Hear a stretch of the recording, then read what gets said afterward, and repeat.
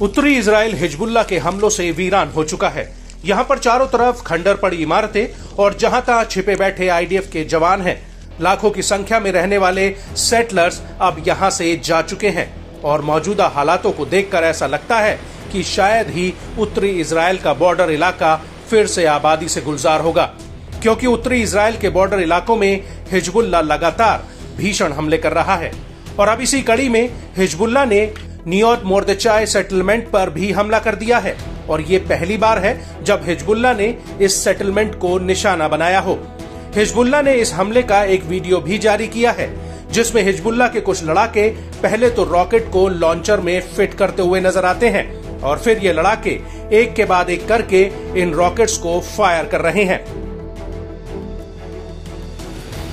और ये रॉकेट दूर बनी आईडीएफ की पोस्ट पर जाकर गिरते हैं। इसी बीच एक रॉकेट आईडीएफ के एक सैन्य टावर पर जा टकराता है।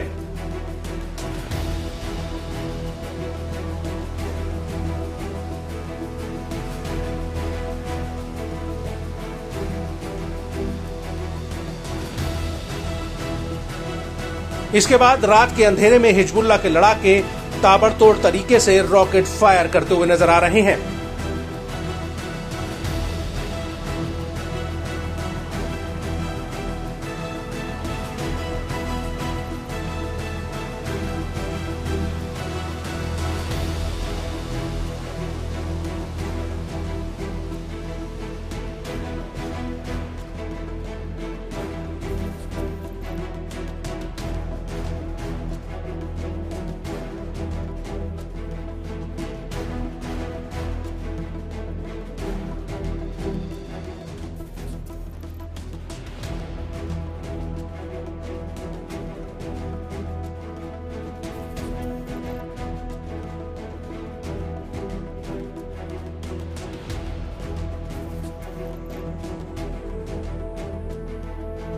बड़ी बात यह है कि नियोत मोर्देचाई सेटलमेंट किरियत शमोना के दक्षिण पूर्व में स्थित है, जो उत्तरी अल जलील का हिस्सा है और ये इलाका लेबनान बॉर्डर से करीब 6 किलोमीटर की दूरी पर है।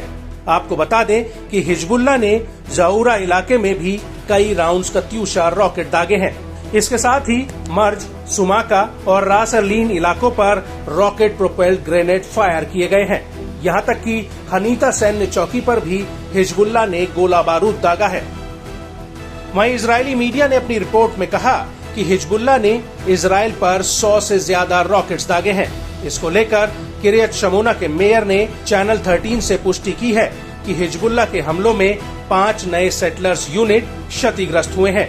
इसके अलावा गलीली, किरियत शमोना, डिशॉन, बेथ हल्लेल और तेलहाई में करीब 12 आग बुझाने वाली टीमों को रवाना किया गया। इजरायली मीडिया के मुताबिक ये आग सेटलमेंट्स और खेती वाली जमीन पर फैल गई थी।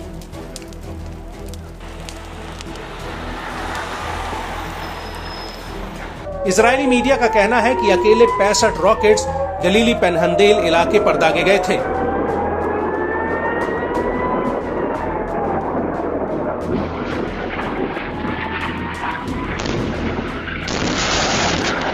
जबकि कुछ रॉकेट्स खुले इलाके में आकर गिरे थे, जिससे आग लगने की घटनाएं हुई हैं। आईडीएफ के मुताबिक एक प्रोजेक्टाइल शतूला के बॉर्डर के पास और 5 रॉकेट पश्चिमी वेस्टर्न गलीली के जारीत में फायर किए गए थे और इसके बाद शाम को एक एंटी टैंक गाइडेड मिसाइल किरियत शमोना इलाके में दागी गई, जबकि 30 रॉकेट गलीली पेनहंदेल पर फायर किए गए। हालांकि आईडीएफ का कहना है कि हिजबुल्लाह के हमलों से कोई नुकसान नहीं हुआ है।